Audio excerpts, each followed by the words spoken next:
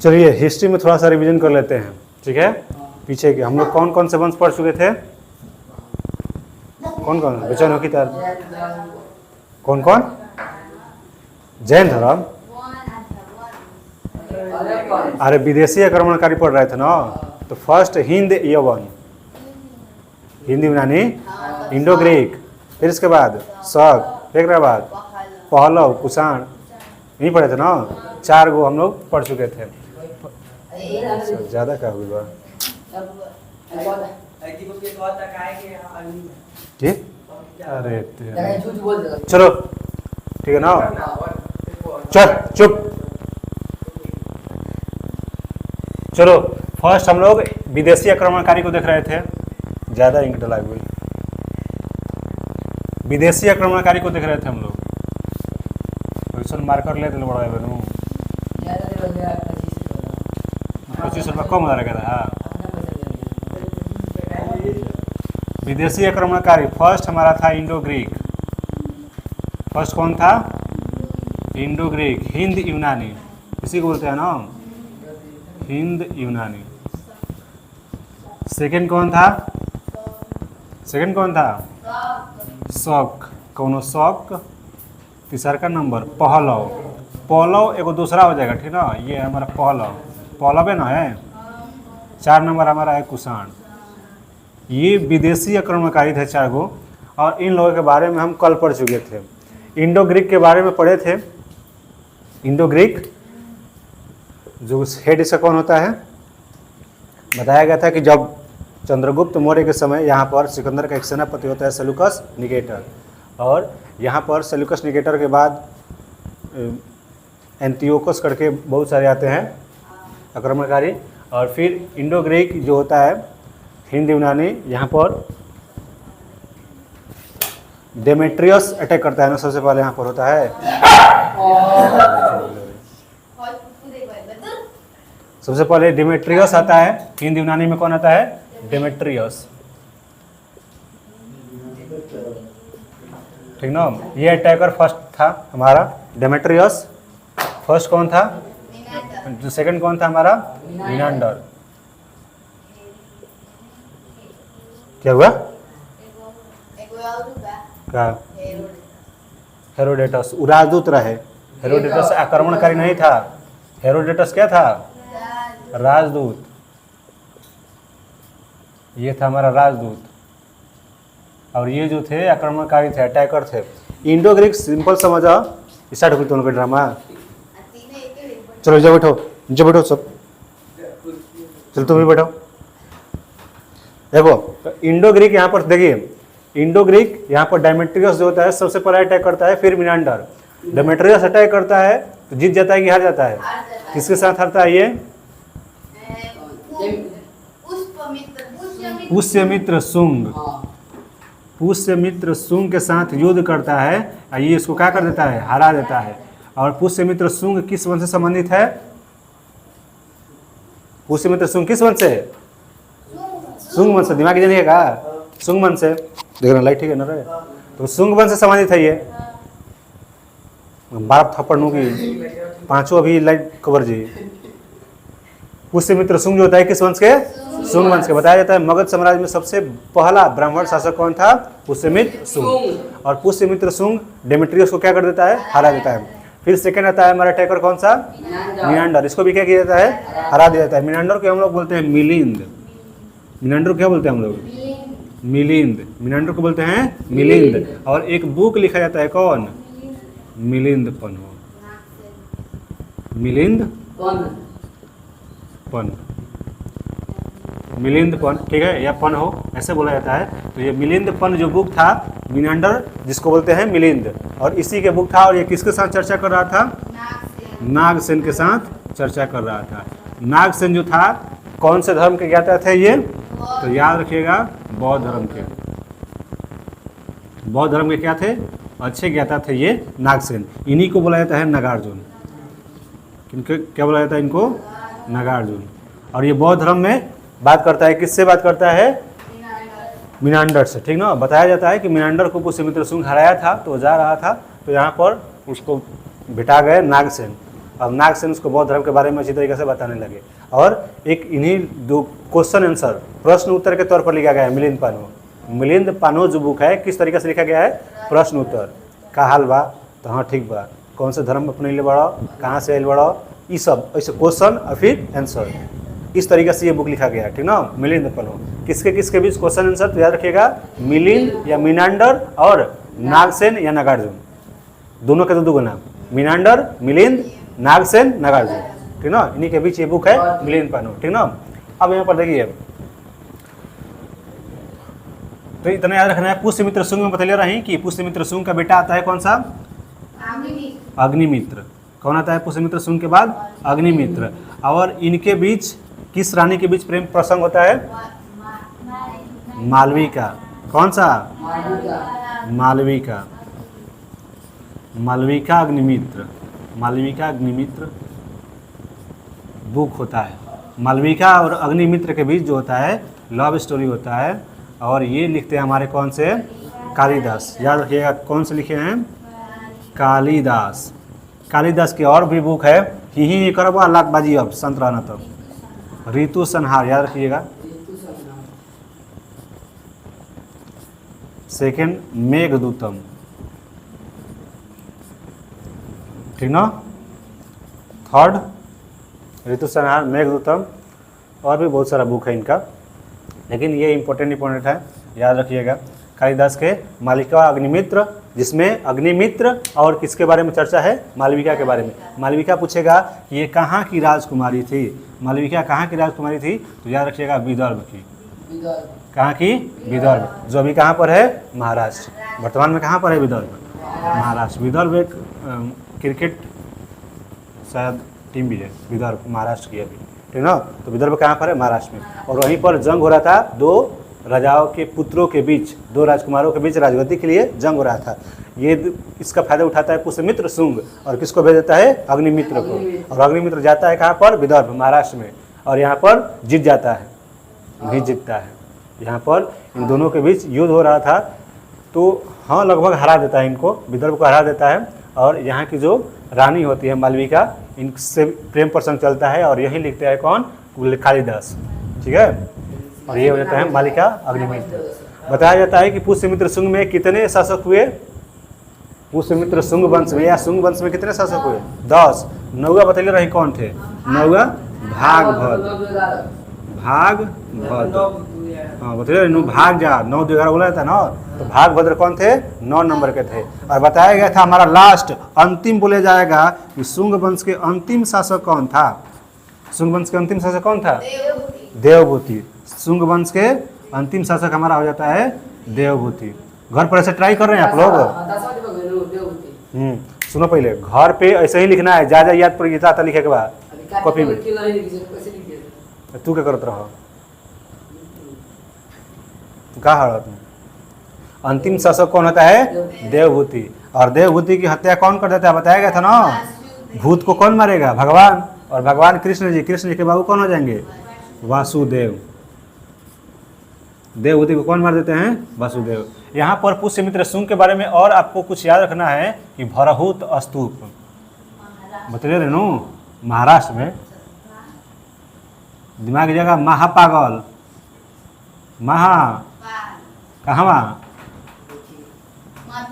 मध्य प्रदेश रे बानर, महापागल, सतना। भरहुत स्तूप का निर्माण अशोक ने करवाया था, लेकिन बताया जाता है कि इसका रिपेयरिंग कौन करता है, पुष्यमित्र शुंग करता है, ठीक है, भरहुत स्तूप। और फिर यहाँ पर 9वां जो होता है भागभद्र होता है। अंतिम बताया जाता है देवभूति होता है, वासुदेव ने इसकी हत्या कर दी। और यहाँ पर हमारे किस वंश की स्थापना होती है, कंडो वंश की, कंडो वंश की स्थापना होती है। इसमें कुछ ज़्यादा नहीं पढ़ना है, संस्थापक पूछेगा कंडो वंश के तो वासुदेव। बतले रही किसी याद रखेगा, कर्ण, किसे रखेगा, कर्ण। कर्ण जो है कहाँ था, महाभारत में। महाभारत जब स्टार्ट है ना रे, जब भी अब देखते हैं महाभारत, उसमें कर्ण नाम का जिक्र आता है। और वासुदेव भी क्या थे, कृष्ण जी के गदहा गाड़ रहे, कृष्ण जी के पिताजी थे। तो कृष्णा जी हैं कि नहीं है महाभारत में, कृष्णा जी दुनिया में रहले सिनारे गदहा, रामायण महाभारत सब खत्म हो गई। तो कृष्णा जी के पापा कौन है? वसुदेव जी। और कृष्णा जी यहाँ पर अहम भूमिका महाभारत में निभाया रहेगा। बहुत सारा श्लोक उन्हीं का दिया, भागवत गीता जिसको बोलते हैं। तो कृष्णा जी के पापा है यहाँ पर वसुदेव, और वसुदेव जो होते हैं किस वंश से? कर्ण वंश। याद रखिएगा, कर्ण वंश, कर्ण वसुदेव। तो कर्ण वसुदेव, कर्ण वंश के संस्थापक कौन होते हैं? वसुदेव। वसुदेव जी ने किसको मारा था? भूत को, देव भूति, देव भूति। वसुदेव जी मारते हैं यहाँ पर। कर्ण वंश की स्थापना हो जाती है। और कर्ण वंश का अंतिम शासक कौन हो जाता है? यही पूछता है, तो याद रखना है कर्ण वंश का अंतिम जो होता है, स्टार्टिंग में होता है हमारा वसुदेव, और अंतिम हो जाता है हमारा लास्ट होता है सुशर्मा। और सुशर्मा जी को बतले रहे के मार ले रहा है? शर्मा जी के मार दे रहा है? शर्मा जी के मार दिया था यहाँ पर सीमुख। कौन मार दिया था? सीमुख। और यहाँ पर हमारा किस वंश की? सतवाहन वंश। कौन सा वंश? सतवाहन वंश, जिसको हम लोग आंध्र सतवाहन भी कहते हैं।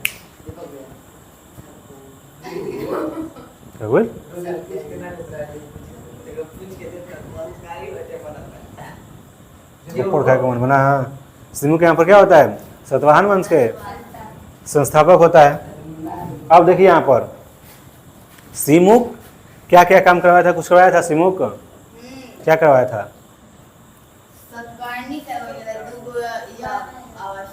अश्वमेघ यज्ञ। देखिए यज्ञ के बारे में याद रखिए, एक होता है अश्वमेघ यज्ञ। कौन सा यज्ञ होता है वो? अश्वमेघ यज्ञ। एक होता है राजसूय यज्ञ, एक होता है वाजपेयी यज्ञ। 3 गो यज्ञ आपको याद रखना है, ठीक है? समझ जाइए। अश्वमेघ यज्ञ मतलब अपने राजनीतिक विस्तार के लिए। किसके लिए? राजनीति विस्तार के लिए कौन सा यज्ञ किया जाता है? अश्वमेघ यज्ञ। मतलब पूजा करके यज्ञ, अश्व को छोड़ दिया जाएगा, जितना दूर तक जाएगा उतना पर हमारा कंट्रोल, ठीक ना? तो अश्वमेघ यज्ञ किससे? राजनीतिक विस्तार से संबंधित है। राजसूय यज्ञ बोला जाएगा तो जब कोई राजा बैठता था तो पूजा पाठ करवाता था। सिंहासन पर जब कोई राजा बैठता था तो क्या होता था? पूजा पाठ करवाता था। उसी को बोलते थे राजसूय यज्ञ। और वाजपेयी यज्ञ, इसके बारे में समझिए। जब हम 26 जनवरी या 15 अगस्त देखते हैं तो लाल किला पर हथियारों का प्रदर्शन किया जाता है, दिखाया जाता ना। बहुत सारी तोप लेके आया जाएगा, बहुत सारा हथियार लेके आया जाएगा वहाँ पर। बहुत सारी महिला पायलट जो होगी, महिला सैनिक जो होगी, बाइक पर सवार होकर ऐसे ऐसे कर्तव्य करती हुई दिखाई देंगी, चारों तरफ घूमती हुई। एगो बाइक पे 8 गो 10 गो देखे होगा भाई। ये सब देखे टाइम बा, ये सब तो खाली रील देखे टाइम बता रहा। तो वाजपेयी यज्ञ होता है हथियार प्रदर्शन। वाजपेयी यज्ञ क्या होता है हमारा? हथियार प्रदर्शन होता था, ठीक ना? याद रखिएगा। तो अश्वमेघ यज्ञ राजनीतिक विस्तार, अश्वमेघ यज्ञ राजनीतिक विस्तार। राजसूय यज्ञ जो होता है राजा बनने के क्रम में जो अनुष्ठान किया जाता है पूजा पाठ, उसको राजसूय। वाजपेयी यज्ञ तो हथियार प्रदर्शन किया जाता था। 3 गो यज्ञ हिस्ट्री में आपको क्या करना है? याद रखना है, ठीक है ना? तो चलिए यहाँ पर राजसूय यज्ञ जो होता है कौन करवाता है? पुष्यमित्र शुंग करवैले रहे 2 गो। पुष्यमित्र शुंग 2 गो यज्ञ करवाया था अश्वमेघ, याद रखिएगा। 2 गो पतंजलि की मदद से करवाया था, ठीक ना? और पतंजलि मारते थप्पड़ के जबरदस्ती पड़ जाना था। पतंजलि जो था योग दर्शन के संस्थापक थे। पतंजलि क्या थे? योग दर्शन के संस्थापक। और अष्टाध्यायी बुक के लेखक बताइए? पढ़ेनी। अष्टाध्यायी बुक के लेखक पढ़ेनी। तो ये हम लोग पीछे से थोड़ा देख रहे हैं, ठीक है? इसके बाद सतकर्णी भी जो होता है 2 गो अश्वमेघ यज्ञ करवाता है, एगो राजसूय यज्ञ करवाता है। पता नहीं अविराजसूय यज्ञ मतलब राजा बनता है तब। सतकर्णी या सतवाहन वंश जो होता था ये मार्ग शतात्मक थी, बताया जाता ना। माता के नाम पहले रखा जाता था, फिर उसके बाद उसका नाम रखा जाता था। लेकिन गद्दी पर बैठने की बात आती थी तो लड़का बैठता था, ठीक ना? यहाँ पर लड़की को नहीं बैठने दिया जाता था। तो ये पीछे वाला हमने कुछ वंश रहे। नदी कट प्रबंध करो तो रोको इसको। वाह, बता रहे हैं कि डेमेट्रियस अटैक करके जीतता भी है। पश्चिम के कुछ भागों को बता रहे हैं, पंजाब और सिंध कुछ भाग जीतता है डेमेट्रियस। हिंद यूनान का जो होता है, हिंद यूनान शासक जो होता है डेमेट्रियस, के लिए बोला था, मारता नहीं थाप लेके गाल के धक्का पड़ जाता है। तो डेमेट्रियस होता है सिंध और पंजाब के कुछ एरिया को जीतता है और वहाँ पर बताया था कि वहाँ पर राजधानी एक बना देता है। किसको राजधानी बनाता है? ये खाली तो पढ़े का नहीं कहते उन लोग के। साकल को अपनी राजधानी बनाता है। किसको राजधानी बनाता है? साकल, जो वर्तमान में कहाँ पर है? सियालकोट। कहाँ पर है? सियालकोट। और सियालकोट पूछेगा कहाँ पर है तो लखनऊ पाकिस्तान। कौन? पाकिस्तान में। हाँ ठीक है, इतना याद रखिएगा। साकल को क्या करता है? डेमेट्रियस जीतता है, यहाँ पर जीतता है पश्चिम वाला पंजाब और सिंध वाला कुछ एरिया, और साकल को अपनी राजधानी बनाता है। कहाँ बनाता है? साकल। और साकल जो है वर्तमान में सियालकोट, जो कि कहाँ पर है? पाकिस्तान में। तो डेमेट्रियस ये जीता हुआ था, ठीक ना। डेमेट्रियस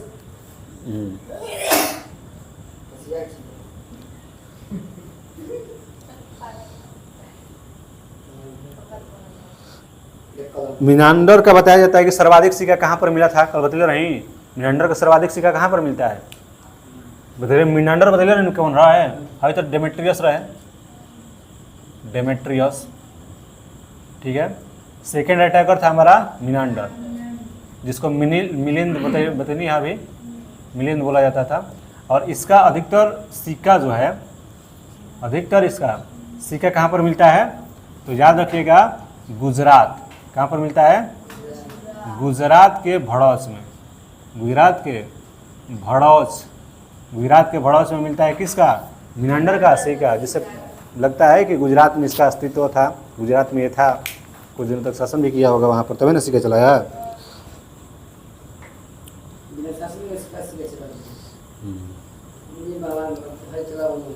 बताया जाता है कि हम लोग हिंद यूनान से कुछ सीखे हैं। क्या क्या सीखे हैं? क्या क्या चीज़ें हम लोग सीखे हैं? हाँ, कैलेंडर जो होता है 7 दिन का सप्ताह होगा, और ज्योतिषी। कैलेंडर, सप्ताह, ज्योतिषी, ये हम लोग कहाँ से सीखे हैं? हिंद यूनानियों से, इंडो ग्रीक से ही सीखे हैं। ठीक है, नेक्स्ट हमारा शक या सिथियन शासक होता है। और शक और सिथियन शासक बताया जाता है कि ये 4 भागों में बटा हुआ था। शक और सिथियन शासक जो होता था कितने भागों में बटा था? 4 भागों में बटा था। ये बताया जाता है कि मध्य एशिया के यूची कबीले से संबंधित है। बोला जाएगा शक कहाँ संबंधित है? तो मध्य एशिया। मध्य एशिया बताओ लोग, Kazakhstan, Kyrgyzstan, Tajikistan, Uzbekistan, Turkmenistan, ये वाला एरिया, ठीक ना। और यहाँ से ये संबंधित है यूची कबीले से। किस कबीले से? यूची कबीले का एक कबीला था ये हमारा शक।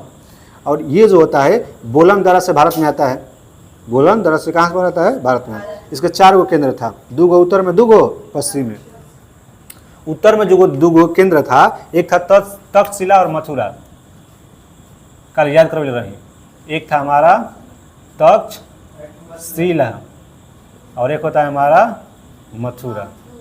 तक्षशिला और एक होता है मथुरा, ठीक है। फिर इसके बाद नासिक और उज्जैन होता है। फिर होता है नासिक और ये होता है हमारा उज्जैन, ठीक है। 4 गो ये हो जाता है हमारा तक्षशिला, उज्जैन, ठीक है, नासिक और एक हो जाता है मथुरा। ये चारों वंश के जो चारों ये एरिया था, इसके संस्थापक बताया गया था। इस वंश के संस्थापन तो तक्षशिला में शक वंश का स्थापना किसने किया था? तो बदले रही शिला। और शिला को कौन खुद रहा है? मथुरा खुद रहा है। वाह, तो हम लोग जानते हो जा, एक सूर्य पानी में ना डूब के मरना चाहिए, थूक के वही में है डूब के मर जाएगा चाहिए, पानी में ना गधा। तक्षशिला नहीं बताया गया, शिला बताया था। शिला, शिला मतलब पत्थर बताया गया था। शिला मतलब पत्थर, और पत्थर को कौन खोदता है? माउस। शिला कौन खोदता है? माउस। तो तक्षशिला के संस्थापक कौन हो जाएगा? माउस। तक्षशिला कौन हो जाएगा? माउस। वहीं बोलेगा मथुरा, तो मथुरा में किसने स्थापना की शक वंश की? बदले रहे मथुरा। क्या गुरु है मथुरा? वाह रे गधा, वाह अरे गधा, राजू ना बता रहे कि राजू गुरु है मथुरा। राजूल, मथुरा कौन गया था? तो राजूल याद रखिएगा। नासिक तो बता रहे सिख से क्या करता है? भूमि, तो याद रखिए भूमिक। भूमिक। उज्जैन बता रहे जैन धर्म से संबंधित है। उज्जैन जैन धर्म से, और जैन धर्म के संस्थापक हो जाएंगे कौन हो जाएंगे जैन धर्म के संस्थापक? महावीर स्वामी। महावीर स्वामी की पत्नी का नाम यशोधरा, तो याद रखिए यशोमती या चेष्टक बोलते हैं।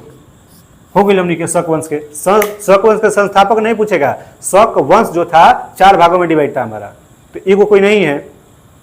तक्षशिला में कर दिया था माउस, मथुरा में कर दिया था राजुल, और नासिक में कर दिया था भूमक, और फिर यहाँ पर उज्जैन में कर दिया था यशोमती। ये 4 गो था हमारा। ठीक बताओ जाए तो तब वो याद नहीं होता उनके। वाह,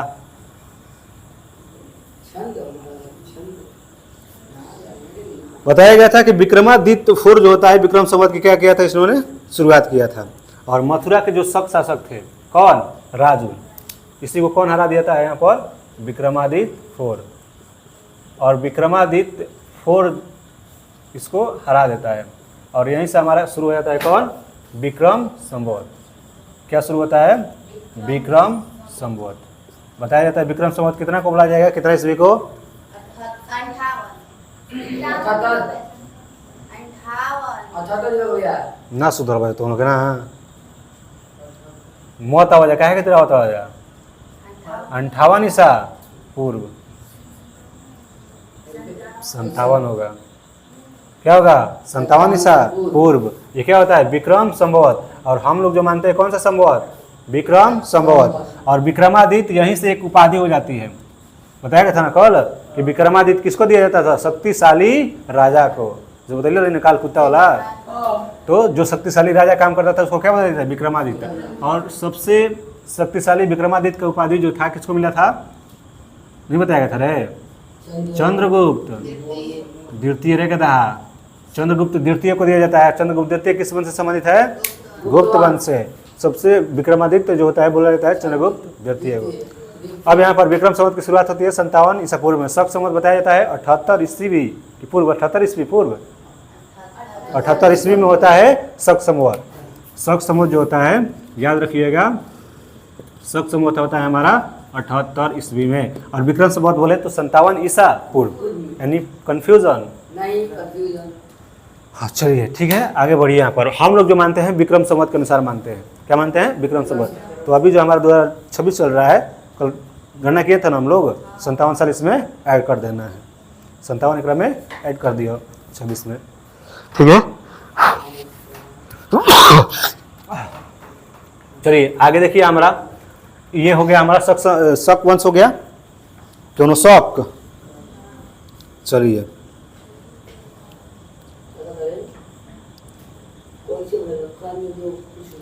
शक वंश के अगर बोला जाएगा कि शक वंश का सबसे प्रतापी राजा कौन था, तो याद रख लीजिए, हाँ रुद्रदामन। याद रखिएगा, रुद्रदामन जो था हमारा सबसे प्रतापी शासक था। सबसे क्या था?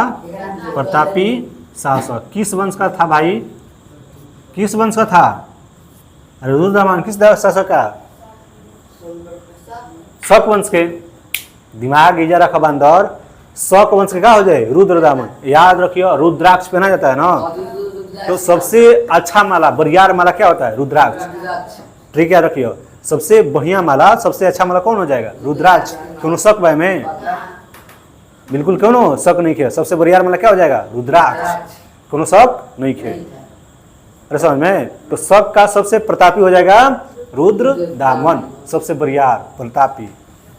और सुदर्शन झील का इन्होंने क्या किया था? पुनर्निर्माण करवाया था सुदर्शन झील का, ठीक है। तो ये था हमारा शक वंश। नेक्स्ट था हमारा पहलव। नेक्स्ट क्या था? पहलव। और बताया जाता है कि शक संवत और विक्रम संवत के बीच डिफरेंस बोला जाएगा, तो डिफरेंस निकाल दीजिएगा ना। 78 57 में, 78 57 में डिफरेंस कितना हो जाए? तो 78 में से क्या कर देगा? 57 घटा देगा, कितना हो जाए? 8 में 7 और कितना हो जाए? 2 21 साल नो मार दे, थाप के उलट जीवो, दीवार फाड़ के बाहर निकल जीवो। अभी देखो 57 ईस्वी पूर्व, मतलब इधर जाना है आपको, किधर चला मैं, किधर चला, पीछे जाना है माइनस में 57। 57 तो तय करबे करबो, और आगे बढ़े के बता है कहाँ वहाँ 78 तक। दोनों के क्या कर देबो? जोड़ दो, 8 7 15 की 5 7 5 12 1 13 135 साल। तो इनके बीच कितना गैप हो जाता है? 135 या 134? नहीं, 135 बोला जाएगा, क्योंकि 57 को कभी कभी बोल दिया जाता है 58, क्योंकि हम लोग जो मनाते हैं हमारा 1 जनवरी नहीं होता है। चैत्र नवमी को जिस दिन रामनवमी होता है वो हमारा 1 जनवरी होता है, तो 135 बोला जाता है। इन दोनों के बीच डिफरेंस बोला जाएगा तो 135 साल। शक संवत और विक्रम संवत के बीच डिफरेंस कितना? 135 साल। ठीक है, चलिए आगे देखिए। इतना बता देते नहीं सही, कि इजी याद होगी चाहिए। पहलव या पार्थियन, तो ये जो तीसरा वंश था हमारा पहलव और पार्थियन, ये ईरान के थे। पहलव कहाँ के थे? ईरान। ईरान की कैपिटल क्या हो जाएगी हमारी? तेहरान। ईरान की कैपिटल क्या हो जाएगी? तेहरान। तो पहलव कहाँ के थे? पहलव ईरान के, ईरान के थे। ठीक है, इसके बारे में ये तीसरा शब्द था हमारा। फर्स्ट हमारा इंडो ग्रीक, सेकेंड हमारा शक, तीसरा का हमारा पहलव। चलिए, इंडो ग्रीक, शक, पहलव।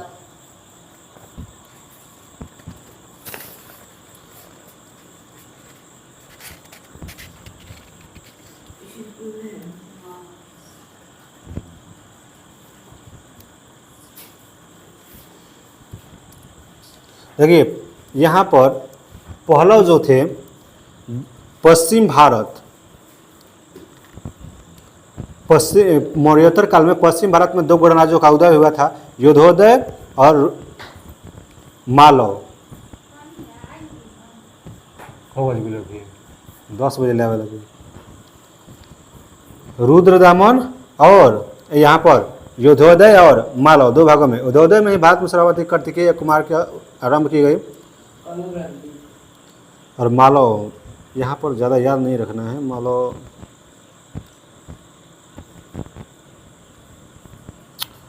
बोला जाएगा कि विक्रमादित्य जो था किस वंश से संबंधित हो जाएगा, तो याद रखिएगा कि पहलव वंश से। किस वंश से? पहलव वंश से।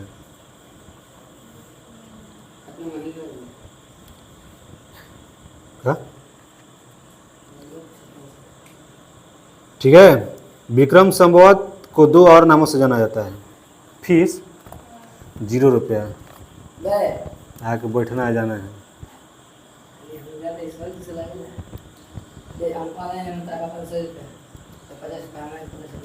विक्रम संवत को 2 और नामों से जाना जाता है, मालव संवत और कृत संवत। बदल रही, मालव संवत और कृत संवत।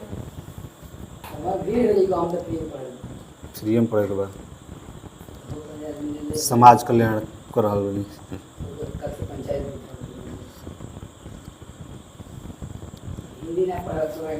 करना के परीक्षा हो गई, परीक्षा हो गई करना के तो रहो। अरे हाई हाई हाई तोरा करे होगा। चलिए अभी पढ़ावा कर देख रहे। भारत में विभिन्न पर्शियन शासक में वास्तविक संस्थापक पूछा जाएगा तो पर्शियन या पर्थियन। रे चुप। पर्शियन शासक में वास्तविक संस्थापक जो होता है मिथ्रेडेटस होता है। कौन होता है? मिथ्रेडेटस। इसकी वास्तविक संस्थापक। इससे ज़्यादा क्वेश्चन नहीं बनता है। ज़्यादा क्वेश्चन बनाएगा कुषाण वंश से। ज़्यादा क्वेश्चन बनाएगा कुषाण वंश से। कुषाण वंश के संस्थापक कौन हो जाता है? कुजुल कटफिसेस। कुजुल कटफिसेस बताइए नहीं, कटफिसेस वाला। कुजुल कटफिसेस के बाद आता है बीम कटफिसेस। कटफिसेस वाला ज़्यादा ना आ जाए, कहाँ से लगाना है? कुषाण वंश से। तो यूची जनजाति, जिससे यूची जनजाति के कौन है वो कबीला से भय रहे? यूची जनजाति से। यूची जनजाति से यही था ना रे शक। यूची कबीला के भाग रहे शक। अरे शक बताया नहीं गया था रे।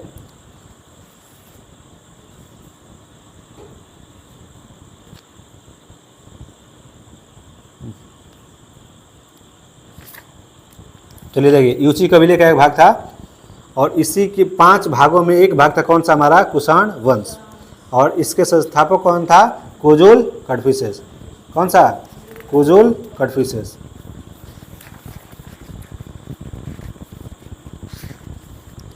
कुजुल कटफिसेस जो होता है, बताया जाता है कि ये क्या था? भगवान शिव की भक्ति करने वाला था। भगवान शिव की भक्ति करने वाला था। अभी ना कि 0 रुपये लगा था, जब मन ही नहीं है, जब मन कोई नहीं। वो सब ना होगा। कुजुल कटफिसेस क्या था? भगवान की भक्ति कर रहा था, भगवान शिव की। तो बताया जाता है भगवान शिव की आराधना करने वाला कुजुल कटफिसेस था। इसके बाद आता है भीम कटफिसेस। कौन होता है? भीम कटफिसेस। और यह कुषाण वंश का पहला शासक था जिसने सोना का सिक्का जारी किया था। ठीक है, भीम कटफिसेस याद रखिएगा कि कुषाण वंश, कुषाण वंश। और बताया जाता है कि सोना का सिक्का पहली बार भीम कटफिसेस, कौन जारी किया था? भीम कटफिसेस। देखिए सोना का सिक्का में बहुत ज़्यादा कन्फ्यूजन होता है। सोना का सिक्का जारी करने वाला प्रथम, अगर बोलेगा कुषाण वंश में कौन राजा था जिसने पहली बार सोना का सिक्का जारी किया था, तब आपको बताना है भीम कटफिसेस। भीम कटफिसेस कुषाण वंश में पूछेगा तब, ठीक है। लेकिन ऐसे पूछेगा तो हिंद एवं इंडो ग्रीक ने चलाया था ना। पूछेगा सर्वाधिक शुद्ध सोना का सिक्का, शुद्ध सोना, ना शुद्ध सोना कौन चलाया था? कुषाण वंश। ज्यादा सिक्का चलेगा है गुप्त वंश। वो तो बता ले बस, ज़्यादा शुद्ध सोना का सिक्का, शुद्ध सोना शक, और सबसे ज़्यादा गुप्त, और पहली बार इंडो ग्रीक नहीं था ना। और शीशे का सिक्का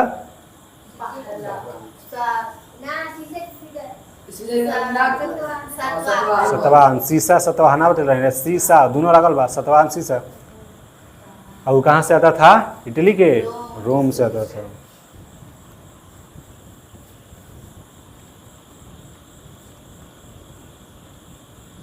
पेरिप्लस ऑफ द एरिथियन से बताया गया है, बताएगा ना। एक बुक था जिसकी लेखक की जानकारी नहीं प्राप्त होती है, अज्ञात है, अक्षात लिख दिया है, सॉरी अज्ञात है, अभी प्राप्त नहीं हुआ है कि कौन लिखा था।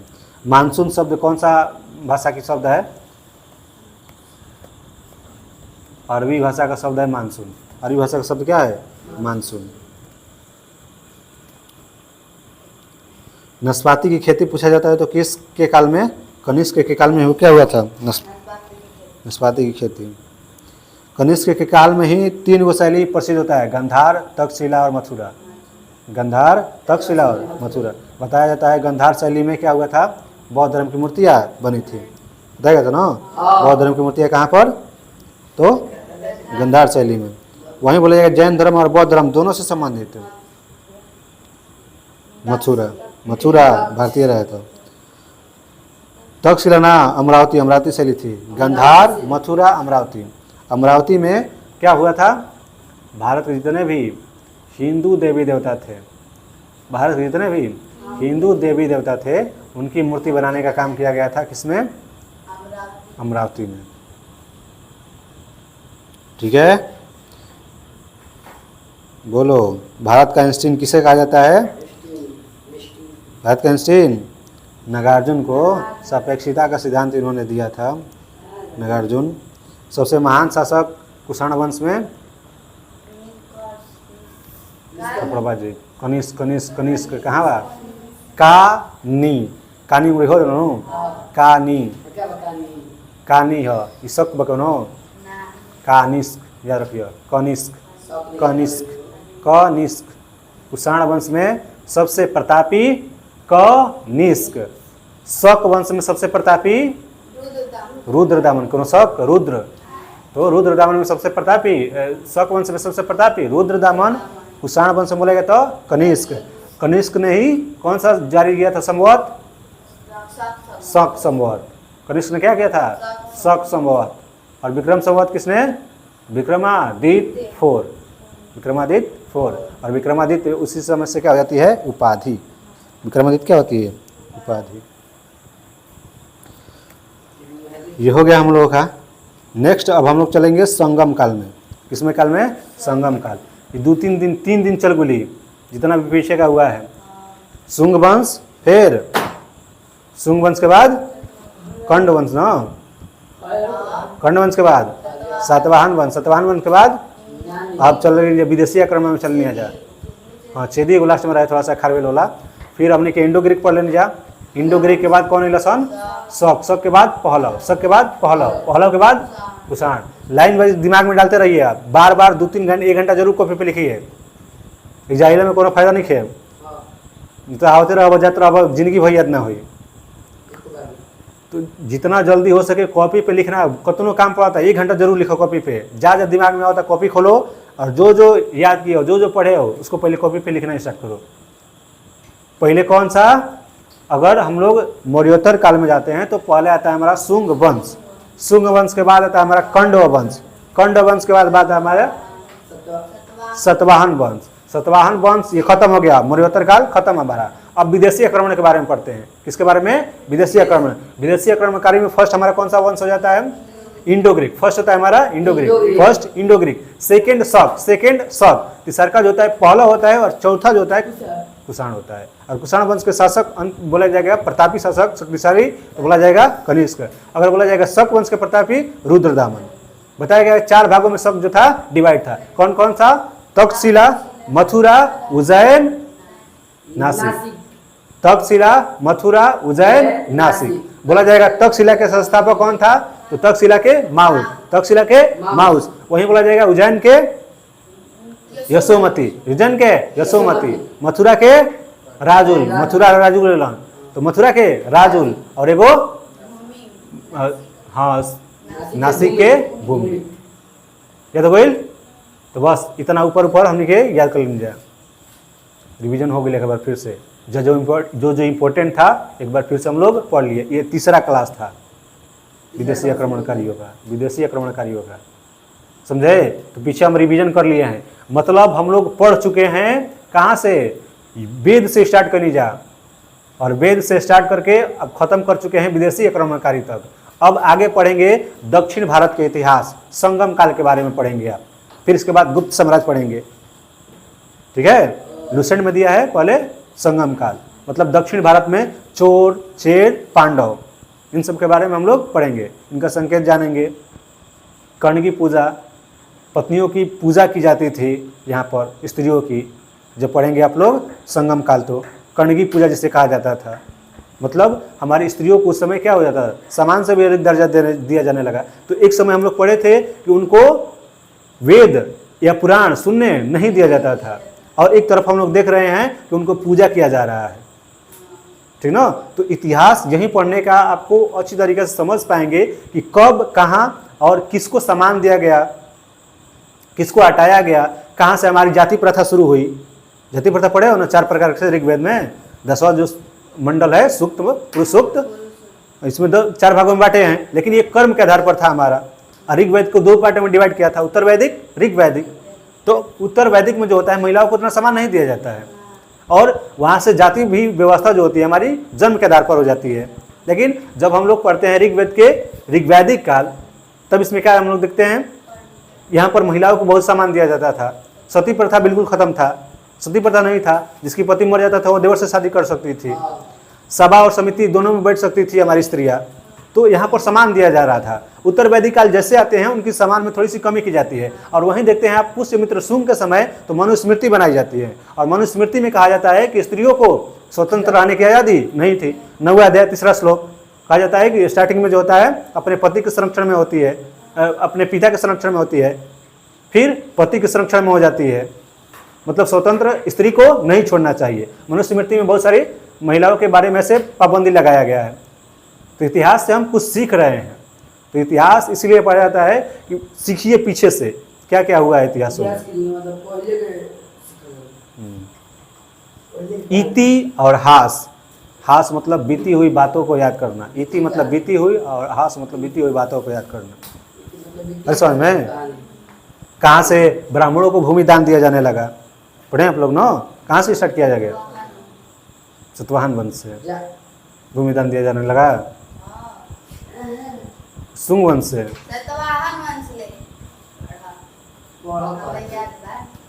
ठीक है, सतवाहन वंश से स्टार्ट किया जाने लगा। लेकिन बोला जाएगा मगध साम्राज्य पर बैठने वाला प्रथम ब्राह्मण शासक कौन था? पुष्यमित्र शुंग हो जाएगा। क्या?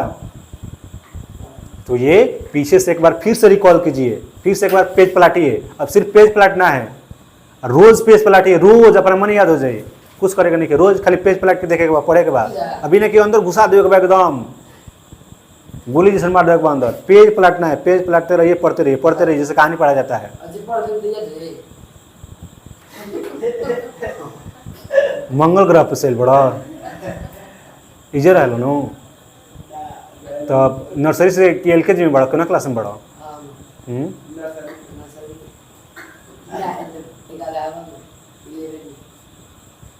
बड़ा भूषण फाड़ लूँगी, दीवार फाड़ के बाहर निकल जाएगा, एक ही फाड़ लूँगी। चलिए अब हम बायोलॉजी को देखते हैं। ठीक है, बायोलॉजी बहुत ज़्यादा पीछे हो रहा है।